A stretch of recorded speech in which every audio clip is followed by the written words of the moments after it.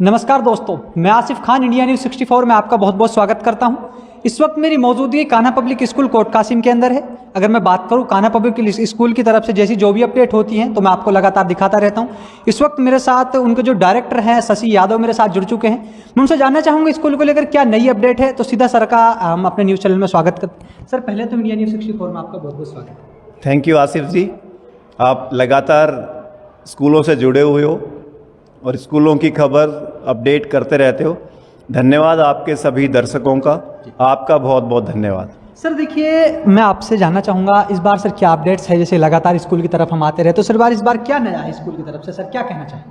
आसिफ जी आपको बताऊं, जैसे कि हमने पहले कहा था कि हमारा 3 सत्र हमारे पूरे हुए हैं और 3 सत्रों में हम इस साल हमारी सैनिक की जो तैयारी है उनके एग्ज़ाम थोड़े लेट हुए, 5 अप्रैल को हुए हैं।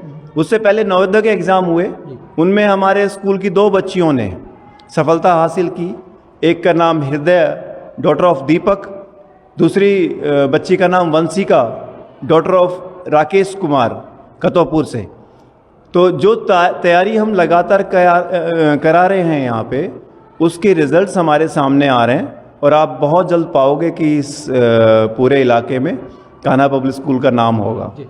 सर देखिए, मैं आपसे बात करूं, अभी फिलहाल हमारा स्कॉलरशिप टेस्ट भी हुआ था 23 मार्च को। सर उसमें जैसे कि आपने जो प्राइज़ रखे गए थे, सर उसको लेकर क्या जानकारी देंगे? कितने बच्चे उसके अंदर फर्स्ट या सेकंड जो भी अपने रैंक थे, क्या कहेंगे? कई लोगों को लग रहा था कि स्कॉलरशिप एग्ज़ाम केवल दिखावा मात्र है। हमने 23 मार्च को स्कूल के प्रांगण में इस स्कॉलरशिप एग्ज़ाम कंडक्ट कराया। उसके बाद 31 मार्च को उसका रिज़ल्ट डिक्लेयर किया और जैसा कि हमने घोषित किया था कि चाहे बच्चा यहाँ पे पढ़ रहा हो या ना पढ़ रहा हो, हमने उसको कैश प्राइज़ भी दिया और हमने उनको सम्मानित करने के लिए शील्ड और इस तरह की चीज़ें भी की, उनके पेरेंट्स के सामने सम्मानित किया। सभी ने सराहाया भी इस चीज़ को। स्कॉलरशिप के दौरान हमारे पास 1855 बच्चे यहाँ पे आए और उनमें से बहुत से बच्चों ने दाखिला भी लिया। कुछ बच्चे ऐसे भी रहे जो केवल स्कॉलरशिप के अंदर अपना टैलेंट चेक करने आए थे, वो ऐसे बच्चे भी रहे हमारे बीच में। सर देखिए, अभी फिलहाल एडमिशन ओपन है, प्रेजेंट में एडमिशन चल रहे हैं। सर उस स्कॉलरशिप जो अपना टेस्ट था, अगर मैं बात करूं उसके अंदर कुछ ऐसे बच्चे भी आए होंगे सर जिनके पढ़ने के इच्छुक थे, लेकिन अगर फीस की व्यवस्था की मैं बात करूं तो सर उन बच्चों के लिए खास करके आपने किस तरह का टैलेंट उस बच्चों के अंदर देखा गया था?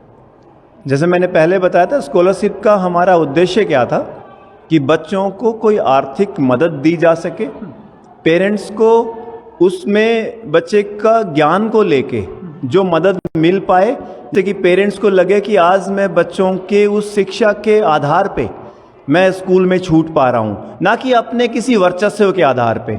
और बच्चों को भी लगे कि अगर मैं यहाँ पे आया हूँ तो मैंने केवल अपने ज्ञान के बल पे ये शिक्षा हासिल कर रहा हूँ और इसमें आर्थिक जो छूट मिल रही है मेरे ज्ञान के आधार पे मिल रही है। सर फिलहाल हम अपने स्कूल के कंप्यूटर क्लासेज या फिर मैं बात करूं सर, इसको लेकर आप क्या अपडेट्स देंगे? कितने क्लासेज जो मैं बात करूं, कितने से जो बच्चे होते हैं कितने उनके लिए किस तरह की जो कंप्यूटर क्लासेज किस क्लास के लिए दी गई? हमने स्कूल को हाईटेक करने का प्रयास किया आसिफ जी। स्कूल के अंदर जैसे आप देख पा रहे हो, स्मार्ट बोर्ड पे हमने क्लासेस हम लगा रहे हैं।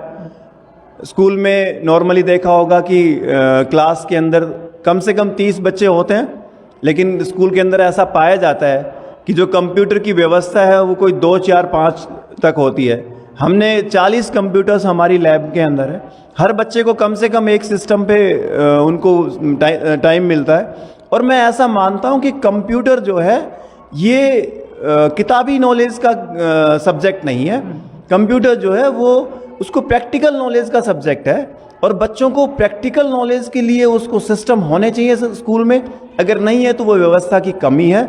इसको स्कूल को अपग्रेड करने का प्रयास करना चाहिए और हम कोशिश कर रहे हैं कि बच्चों को वो शिक्षा प्रैक्टिकली दी जाए। सर देखिए, मैं अभी फ़िलहाल अपनी लाइब्रेरी की व्यवस्था को भी देख के आया सर। अगर मैं बात करूं बुक्स को लेकर, बच्चों की वहाँ पे बैठने की व्यवस्था को लेकर, सर बहुत अच्छा लगा देखकर, क्योंकि प्राइवेट स्कूल सर कुछ होता है दिखावा, लेकिन अगर मैं अपने स्कूल की बात करूँ तो सर उसके अंदर किस तरह की आपने व्यवस्थाएँ रखी है इसके? देखो आसिफ जी, आपने बहुत अच्छे सवाल किया है कि व्यवस्थाएँ नाम मात्र नहीं होनी चाहिए। व्यवस्थाएँ केवल दिखाने के लिए नहीं होनी चाहिए। व्यवस्थाएँ होनी चाहिए कि अगर हम लाइब्रेरी की बात करें तो लाइब्रेरी की जो सुविधाएँ हैं हमारे पास पर्याप्त मात्रा में किताबें हैं कि नहीं हैं, किताबें हैं तो क्या हम बच्चों को वो प्रदान कर रहे हैं कि नहीं कर रहे हैं, ये चीज़ें देखने वाली बात है। हम लगातार बच्चों के साथ कंपटीशन की बुक्स लाइब्रेरी में रख के उनको उस ड्यूरेशन पे उनको वो किताबें दे के और बच्चों को चाह रहे हैं कि वो काबिल निकले यहाँ से, उनके अंदर हमारा जो भी योगदान बन पाए वो हम देने का प्रयास कर रहे हैं। शशि सर देखिए, अभी अपना कुछ ही टाइम बाद रिजल्ट आने वाला है 12th 10th का 8th का। सर इस बार क्या उम्मीद है, क्या इस बार हमें लग रहा है कि हम कोटकाशी में टॉप करेंगे रिजल्ट के मामले में? सर किस तरह के बच्चों के साथ मिले, क्या कहेंगे? आसिफ जी कहते तो ये हैं कि बहुत दूर नहीं है वो दिन भी, और मैं चाहूँगा और मैं अपने पूरी टीम के साथ और अपने बच्चों से पूरी तरह से आश्वस्त हूँ कि बहुत अच्छा परिणाम आएगा।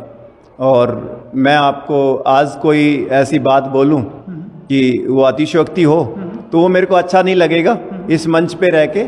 मैं चाहूँगा कि ये फिर आपसे इस मुद्दे पे बात करूँगा कि क्या रहेगा रिज़ल्ट और कैसा रहेगा। रिज़ल्ट आने के बाद हम बात करेंगे तो बहुत अच्छा लगेगा।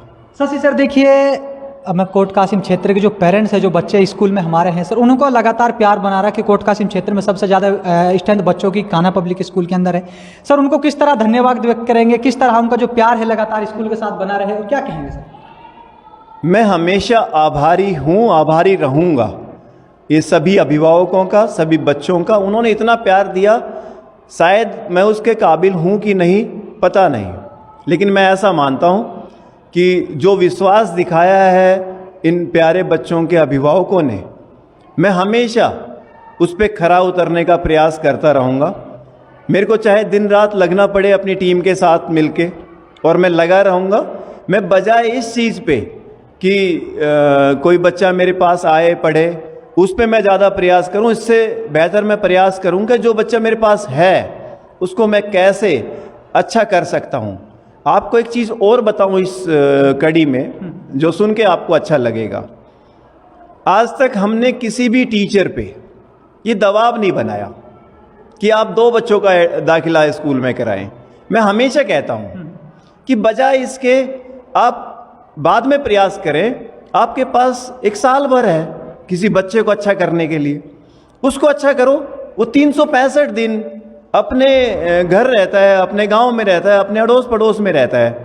वो आपकी जो ऐड है, आप जिस ऐड की बात कर रहे हो कि आप जाके उनसे बात करो, वो आपकी ऐड 24/7 करेगा। तो ज़रूरत ही नहीं है आपको बहुत कुछ करने की। आपके पास जो बच्चे हैं उनको काबिल बनाने का प्रयास करें किसी भी तरीके से, तो वो आपका और हमारा सभी का मान रहेगा, पेरेंट्स का भी विश्वास बना रहेगा, और हम लोग अब जिस कार्य के लिए यहाँ पे हैं उस कार्य के सार्थकता हासिल होगी। शशि सर देखिए, आपने एक बात रखी कंप्यूटर क्लासेस को लेकर। सर इसी कंप्यूटर क्लास को चाहे हम सिस्टम 50 हो 10 हो, सर कुछ स्कूलों में इसके एक्स्ट्रा चार्ज, फीस से अलग पैसे लिए जाते हैं। लाइब्रेरी में बात करूँ सर, अपने स्कूल के अंदर कोई ऐसी मतलब चीज़ रखी गई है या फिर उसी जो स्कूल फीस होती है उसी के अंदर अपने बच्चों को सुविधा प्रोवाइड की जाती है? मैं कल किसी से बता रहा था आसिफ जी कि हमारे यहाँ कोई निरीक्षण हुआ अभी सभी स्कूलों का कि जी जो फीस आपने तय कर रखी है वो फीस से ज़्यादा तो नहीं ले रहे हैं आप। इसको सरकारी तंत्र के कुछ अधिकारीगण यहाँ आए तो मैंने कहा सर स्कूल के जो रजिस्टर्स हैं वहाँ उठाएं, किसी पेरेंट्स से बात करें, अगर जो मेरी तय फीस है उससे 1 रुपये छोड़ो उससे कम ही दिया होगा उसने, तो मैंने तो अपनी तय फीस भी नहीं ली। तो मैं आपसे ये कहूँ कि हम शिक्षा का प्रसार करने में ज़्यादा विश्वास रखते हैं बजाय कि किसी आर्थिक उस चीज़ की बात करें। फाउंडेशन क्लासेस का लेकर हम आपको लगातार इस क्वेश्चन को करते हैं सर, फाउंडेशन क्लासेस को लेकर क्या कहेंगे खास करके? आसिफ जी, यहाँ हमारे इलाके में एक बड़ी समस्या है, बच्चों में काबिलियत की कमी नहीं है, कमी है केवल एक मनसा की कि स्कूल कितनी शिद्दत के साथ, कितनी डेडिकेशन के साथ उस काम को करने की बात कर रहा हो। आज हमारे बच्चे पलायन करने की सोच रहे होते हैं, तो हमने कहा कि जो व्यवस्था आप सीकर, कोटा और बड़े शहरों में जाके देख रहे हो, वो सारी व्यवस्थाएं आपको इसी प्रांगण में हम प्रोवाइड कराएंगे। स्कूल टाइम के अलावा, मैं इस लाइन को फिर रिपीट कर रहा हूँ, स्कूल टाइम के अलावा हम यहाँ वो कोचिंग क्लासेस प्रोवाइड कर रहे हैं 5वीं क्लास से ऊपर। 6ठी से हम प्री फाउंडेशन स्टार्ट कर देते हैं और 11th में हम आके IIT, जेई मेंस और जेई एडवांस की तैयारी और NDA और नीट की तैयारी ये हम 11th में स्टार्ट हो जाती है और इनका जो फाउंडेशन है हम वो 5th से स्टार्ट कर देते हैं। तो वो सारी चीज़ें हमने की और हमें इसमें कामयाबी भी मिल रही है। अभी धीरे धीरे आप देख पाएंगे कि हमारे कुछ सेक्शंस ऐसे हैं, कुछ बच्चे ऐसे हैं जो बहुत जल्द इस समाज के सामने आएंगे और वो अपना परचम लहराएंगे। मैं यही कहना चाहूँगा कि उनका भविष्य उज्जवल है, उनको शुभकामनाएं हम सबकी हैं। सर आपने, मेरा एक आपसे लास्ट और आखिरी सवाल होगा सर, आपने बात की कोटा सीकर, वहाँ पे जाके लोगों से मोटी फीस वसूली जाती है बच्चों को, या फिर मैं घर से बाहर रहने के पे वो डिप्रेशन में आ जाते हैं। सर यहाँ पे वो अपने पेरेंट्स के साथ रह के, अपनी स्कूल की अगर मैं बात करूँ फाउंडेशन क्लासेस के साथ, किस तरह की शिक्षा अपने स्कूल से अपने जो उनसे प्रोवाइड करा सकते हैं उसको लेकर? आसिफ जी, एक जो सबसे बड़ी समस्याएं हैं वो पेरेंट कई बार कोई दूसरे के दिखावे में या दूसरे के पीछे इस चीज़ को करते हैं। बिल्कुल। और इसकी जो सबसे बड़ी जो बाद में हमें भूल हो जाती है या हम भूल स्वीकारते हैं बाद में कि ये बहुत बड़ी भूल हुई हमसे, कि हम शिक्षा के साथ साथ हम अपने संस्कारों को खोने की बात कर रहे होते हैं, कि हम कहीं अपने से दूर रख के बच्चे को संस्कार विहीन ना कर दे। मेरे बच्चों को संस्कार कौन देगा? ये मेरे बच्चों को संस्कार मैं दूंगा, मेरे बड़े देंगे। अगर मैंने बच्चे को अपने परिवार से ही दूर कर दिया तो ये इसका मतलब मैंने बच्चों को संस्कारों से विहीन कर दिया, संस्कारों से दूर कर दिया।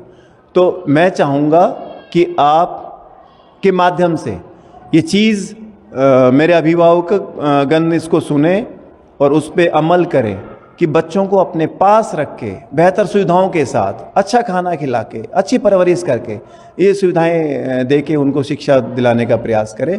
वो काबिल बनेगा। आप विश्वास रखें, केवल विश्वास रखें। Thank you so much. देखा मेरे साथ कान्हा पब्लिक स्कूल के डायरेक्टर शशि यादव जी जुड़े थे। उन्होंने स्कूल की चाहे स्कॉलरशिप टेस्ट की बात की गई हो, सभी उन पर बात की। तो आप लोग मेरे साथ लगातार देख रहे हैं इंडिया न्यूज़ 64 न्यूज़ चैनल।